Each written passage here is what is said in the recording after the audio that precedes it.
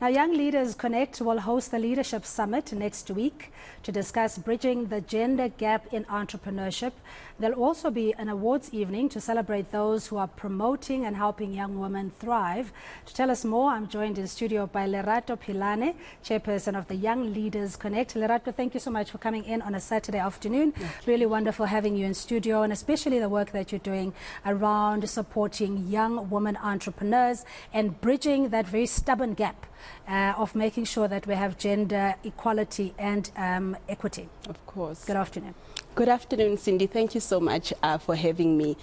So absolutely, Young Leaders Connect Ideal is a program of the International Women's Forum. So IWFSA is one of the 70 chapters that exist across the globe of preeminent women who have actually made it in leadership and are really uplifting as they rise, right? So when they were teasing out their vision in IWFSA, they thought, how do we actually empower the future and the next generation of leaders? And so that's how YLC was birthed. And so in YLC, it's really anchored on the premise of mentorship. So our young women leaders who are entrepreneurs and who are also leading in corporate South Africa actually get rolled up into the cohort of mentees, and that's what we do. But we also recognize, Cindy, that due to the really growing need for mentorship, there is really not that space to have those one-on-one sessions. And what we do is then say, how do we make sure that people are still able to get that empowerment that is so necessary? And so we do this through the various thought leadership conversations that we have. And this, through the conversation, then we have this big summit that happens, our flagship event annually. So the Ideal Leadership Summit, it's really just around us having thought leadership conversations with industry leaders who are really making impact in the various spheres of leadership. So on the first, we will be really congregating to flesh out and say, how do we go beyond equality? We've spoken about equality for so long, but the playing field has always not been leveled for women. And so equity is the next dimension to say, let us give to women those resources that will make sure that they're able to catch up on that gap that has been so open for so long. Yeah, and the work is necessary, it is noble, and but the need is also getting wider, as the statistics will show you.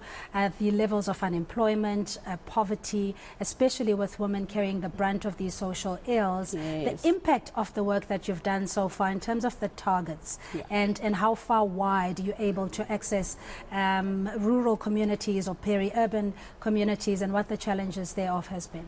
No, absolutely. And so what we are trying to do with intentionality, Cindy, is really leveraging digital transformation. And so the spread of YLC is really throughout the country. And we actually do have some people who participate even who are not located in South Africa.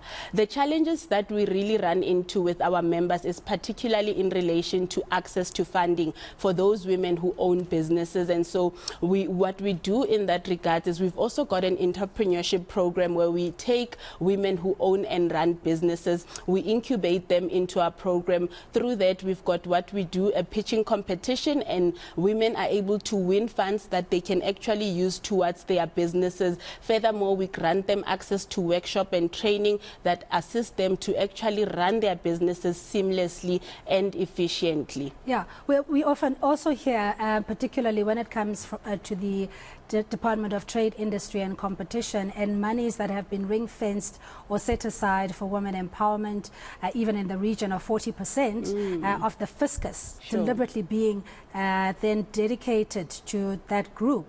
Are you able then to look into the spend, whether it's going to the programs that has been promised, particularly when it comes to women economic empowerment? No, absolutely. So through the summit that we are going to have on the first, one of the aspects we will be looking at is really around funding for female founders. We will be having the CEO of the NYDA who will be talking, and several women, leaders who are actually leading in the spaces where funds are disseminated to businesses. And so part of it is we want to tease out to say what happens with that. Another aspect we will be having on the first is around the Wekona case study. So we know that the Wekona was rolled out to ensure that gender lens investing is at the forefront of these things, to ensure that women funding and supporting women-owned businesses is what we do, because we recognize that when women actually have assets, they have choices. And at the heart of this, we're able to then address issues such as gender-based violence and many other social ills, because at the heart of it is, let us empower women to be economically sound so that they can stand for themselves and be able to thrive. Yeah, and also the global access to markets as well and support. We've just seen with the recent BRICS Plus summit, where the young people also presented their voice and quite diligently and articulated their presence to say we want to be part of these strategic decisions and platforms, so that as a populace, I mean, Africa's probably got the youngest population, average of 30 or under.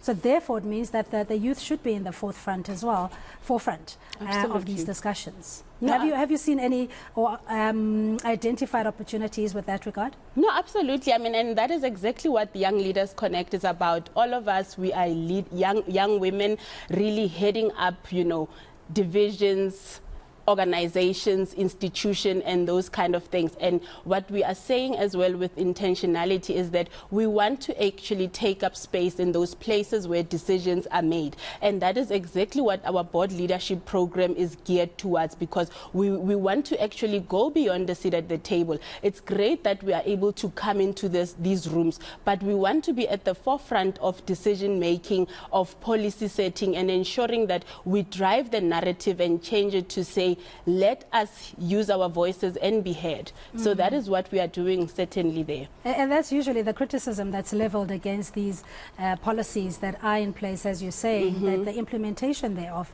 unless you are sitting or you can influence a adjudication process, if the criteria or the deliberate intention is not to empower women, we're likely just to retain the status quo. So how I just want to pick on the DFIs, the development finance institutions especially. Right. Those that have allocated funds towards women empowerment. If you are able to tap into their logbooks or ledgers and see where the money has gone in their balance sheet, are we able to assess in terms of a desktop approach that X amount or percentage of the funding has gone where it's supposed to have gone? Right. So far we haven't been able to really zero in on what the allocations have been, but I do know that recently, even in one of our conversations, we were supported by the DBSA, where we had a conversation with the leaders to say, how do we support women? And there was a lot of wisdom that was actually imparted to say, listen, the opportunities are there. There's a growing need for women to actually go and do this work. And so these are the places that we are tapping into. And certainly even with the panel that we will be discussing on female founders, we understand that as we continue to pursue our Vision 2025, we want to make sure that women are in those DFIs and getting access to those grants and fundings. Yeah. Is the Leadership Summit open to the public? Is there still room or an opportunity for a young person who is in business or wants to get involved? Are they able to participate?